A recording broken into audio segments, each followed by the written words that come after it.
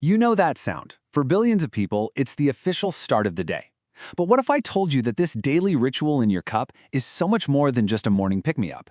It's a world-changing force, a story packed with discovery, revolution, and even a little bit of espionage.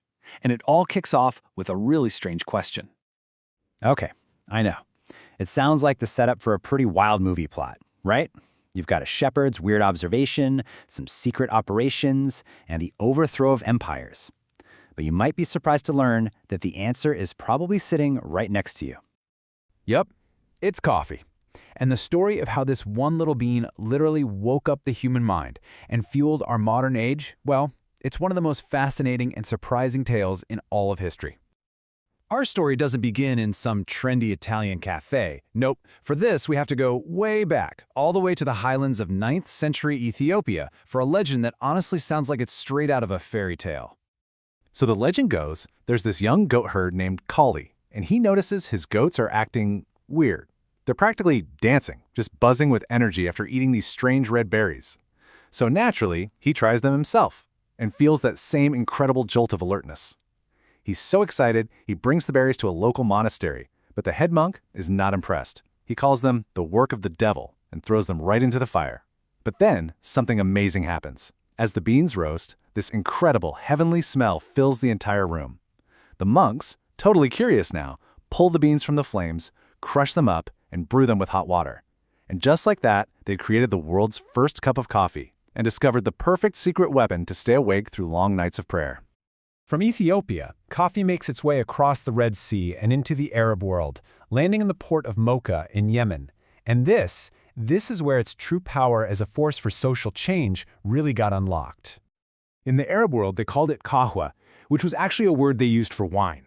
So coffee became known as the wine of Araby, this stimulating alternative to alcohol. But the real game changer wasn't the drink itself, it was where people were drinking it. The very first coffee houses, or kahwakhane, started popping up in big cities like Mecca, Cairo, and Istanbul. And let me be clear, these were not just cafes. They were totally revolutionary public spaces. So influential, in fact, they earned the nickname, the School for the Wise. For the first time ever, people from all walks of life, rich, poor, merchants, scholars, could gather in one public place, buy a cup of coffee, and just talk for hours. And they talked about everything. Politics, philosophy, business? Well, the rulers, they were terrified. They saw these places as breeding grounds for rebellion and tried to shut them down over and over again. But it was way too late. The drink that woke up the mind was also waking up revolutionary ideas. When coffee finally got to Europe in the 17th century, the reaction was, well, let's just say suspicious. The church called this dark, buzzy drink from the Ottoman Empire the bitter invention of Satan. The legend says there was a ton of pressure on Pope Clement VIII to ban the Muslim drink, but before he did, he insisted on tasting it himself. He took one sip and famously declared, "This devil's drink is so delicious, we should cheat the devil by baptizing it." And with the Pope's blessing, coffee's conquest of Europe was on. And boy, did it conquer! Coffee houses sprang up everywhere. You had the penny universities of London, where, by the way, places like the London Stock Exchange got their start. You had the cafés of Paris, where thinkers like Voltaire and Rousseau debated the very ideas that would ignite the French Revolution. You see, coffee was doing more than just stopping people from dozing off. It was replacing beer and wine as the go-to morning drink. It gave Europe a clear-headed, focused, and productive start to the day. It was, quite literally, the fuel for the Age of Enlightenment. For centuries, the Arab world guarded its coffee monopoly like a state secret.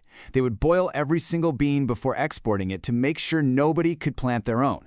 But monopolies are made to be broken, and this one was shattered by some incredible acts of botanical espionage. The first major break came from an Indian pilgrim, a man named Baba Budan. Legend says he smuggled 7 fertile coffee beans out of Yemen by hiding them in his beard. Then the Dutch got their hands on some seedlings and started these huge plantations on the island of Java, which is exactly where coffee gets its nickname. But maybe the most dramatic story of all involves a French naval officer, Gabriel Declus, and a single, very precious little plant. On a treacherous voyage to the island of Martinique in 1723, Declus' ship was pushed to the absolute limit.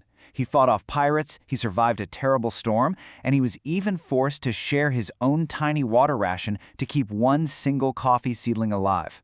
It's an incredible thought, isn't it? From that one fragile plant, an entire coffee industry across Central and South America was born.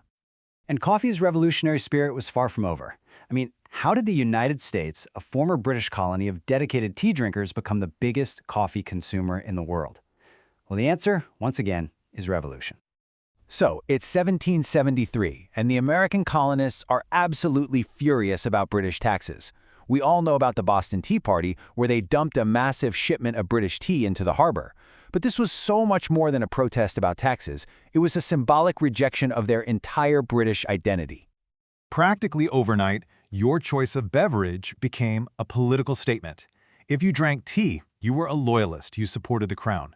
But drinking coffee, that became an act of patriotism. It was a symbol of American liberty and this new rebellious identity. You could say the American Revolution was kick-started by switching from tea to coffee. All of this history brings us right up to the present day, and probably to the cup that you're holding right now. The way we drink coffee has evolved dramatically, and it's usually broken down into what people call the 3 waves.